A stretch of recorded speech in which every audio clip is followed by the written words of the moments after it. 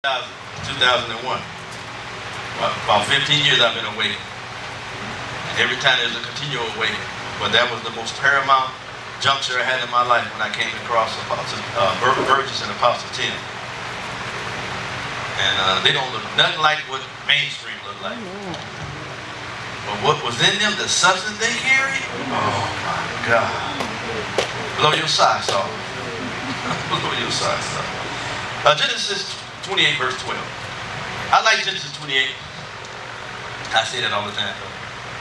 I always go to the scripture. I like the Bible. So, but the Genesis 28 account, we're going to see something that happened to Jacob. Anybody know who Jacob is?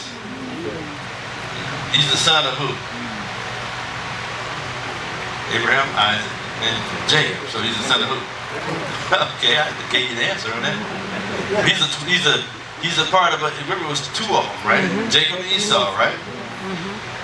And you know what happened? He beat his brother out of the blessing and the birthright. Am I right?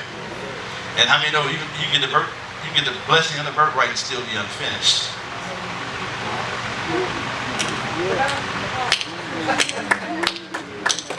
It wasn't until he wrestled that he became Israel. So he had all the potential and expectation locked up in him. So you can be cunning, you can be slick, and all that stuff and still be unfinished.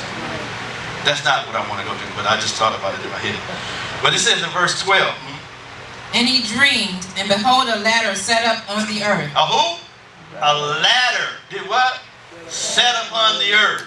So this ladder, his external ability was suspended. His awareness was put on pause. So God had to put him in a deep sleep. If you go to the scripture, you find out God always does it. Put you to a deep sleep where you can't participate. That's what dreams are for. He sedates us. Remember his granddaddy was sedated in Genesis 15. He went to a deep sleep. And then God came down and walked between the pieces. Am I right? So dreams, when you look in the Old Testament, those are powerful prophetic pictures. So we see this a prophetic picture that a ladder that stood straight up on the earth. On the earth. And the top. And the top of it reached to heaven. And behold, the angels of God ascending and descending on it. The angels what? Ascending and descending upon the ladder. How many know the ladder? What the ladder is? Come on, talk to me. Jesus. Who's the ladder? Jesus. We'll get to it. Let me read this so I can get through it. Verse 13. And behold, the Lord stood above it. So there's a ladder in his dream. A ladder is the gateway or the bridge between two dimensions. Am I right? What he's having in the physical realm, and God put him on a whole new venue, a whole new mechanism. Amen. He went into his subconscious to bring something out of the spirit realm into the earth. And the Lord stood above the ladder. The Lord stood above it. Boy, that'll preach. The Lord stood above it. I'm telling you, some of us having some expectation, potential locked up in us, and the Lord is. And said, I am the Lord God of Abraham, thy father, the God of Isaac, the land wherein thou liest. To thee will I give it, and to thy seed. I like this because whenever God's getting ready to do something with you, you got to have a genetic connection. Before he even unfolded about his inheritance, he said, I remember your roots. Abraham and Isaac.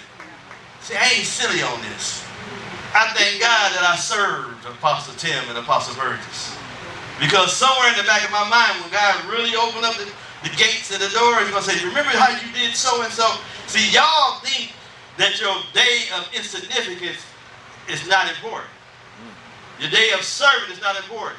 Who you connected to is not important. Oh, yeah, it is. Your spiritual pedigree is important. Who you connected to is important because it's positioning you to have the heavens open.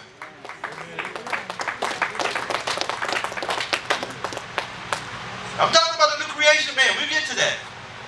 But we got to understand, we got to put honor where honor is due. Some of us are not walking and operating in a heavenly sense because we don't walk in honor. When God wanted to do anything in the earth, he always did it by recovering someone's identity, someone's spiritual pedigree. When he's going to rebuild the walls of the temple, they had to go through the books. Am I right? Help me out. And they had to trace their bloodline. I'm here to tell you, the same thing is going to transpire in the earth. Some of us are trying to get spiritual things another way. It's not going to come that way. God's going to bring some brevity, some level-headedness to you and the calling that he's called you to and the purpose and the vision he's put on the inside of you. Y'all can't get that, can you? He said, I'm the Lord God of Abraham and Isaac. So I'm not just a God to your generation. I'm a God to generation before you and the generation that's before you. So God is telling, I'm faithful. I was faithful to Abraham. I'm faithful to Isaac. He said, the land whereon thou liest, to thee will I give it, and to thy seed shall be as the dust of the earth, and thou shalt spread abroad to the west, the east, the north, and to the south, and in thee, and in thy seed all the families of the earth to be blessed. So what I'm going to do with you is going to extend beyond where you lay right now. Yeah, there's a ladder right at this place, but I'm going to extend you. This is your starting block.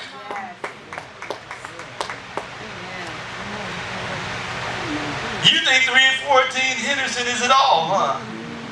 That's why you find it's not what I said. It's not is it all. It's not all that we see. It's a beginning.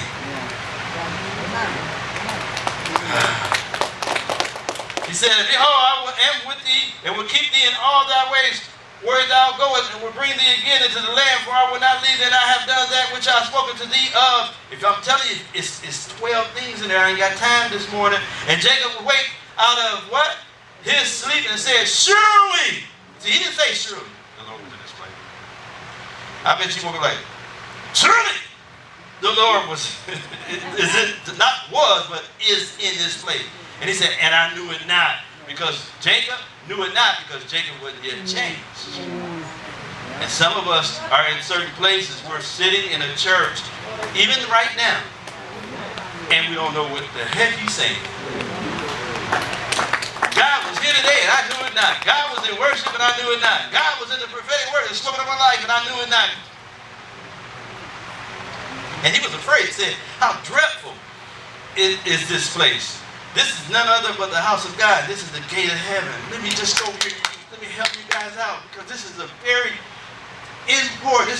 I'm precluding the new creation man, because you got to understand there has to be a right perspective on the holy things. It said this place where the ladder is, this place where the provision and the promise of God bringing me to a secure place, this place that I have a revelation in sleep is dreadful. And where it's dread, where there's a respect, where there's honor, the Lord is in that place. When there's a lack of honor, it's no longer a gate. So there's gates and ladders in those places. Get what I'm saying? The gate of God. This is what ministries are supposed to be. We are supposed to be gates. When God wants to do something in a region, he wants to visit us as a house. We don't think on that level. We just think we're institutionalized. We don't have in our minds, the lid haven't been lifted, and we haven't been renewed in the spirit of our minds, and the shackles of religion have chained us and kept us to a certain level of disrespect and dishonor for what God is bringing to us. Woo! That this is the house of God, the gate of heaven. If you ever understood that, I can't even. I'm gonna do another teaching sometime. Who knows when? But gate of heaven, the gate of God. What is that? The gate of heaven. Yes, the gate of heaven and the house of God. They're synonymous. If you remove the house of God, those that are watching, if you disconnect from the corporate, because you look at the word house, it's banos, connected to being. It's a covenant word. If you disconnect from the house of God, the church, the ecclesia, if you disconnect from it, you distort the gate of heaven. You need the house of God in a region in order to have a gate of heaven.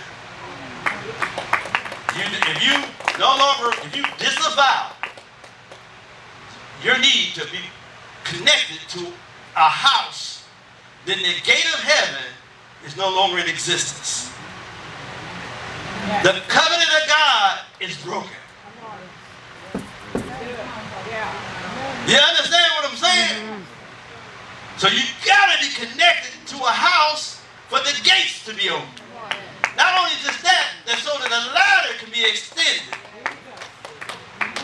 So I saw the Lord above it. I see him as head. I see him as supreme. The reason why there's no progression is the house of God that has the gate of heaven, which is constituted of a ladder. And when we recognize such, spiritually, we'll see the angels of God. We'll see the Lord's host moving on the cry that comes out of the house of God. The language, the decrees, the declarations that are made when you think, when the unctions come, when the prophetic is flowing and prophet is prophesying, or somebody else is prophesying in a song, or however, you got to understand, we're raising the gates. We're extending the ladder. Come on, town. That made me want to shout, dance, and run. We belittle it for so long. The first time we had it is the house of God. These are connotations and adjectives that's connected to us as believers. Hey, we can go into the tithe. They tithe. He tithe. Because he understood that God was going to bring his seed to be blessed. Yeah. But let me get to this point and we're going to close.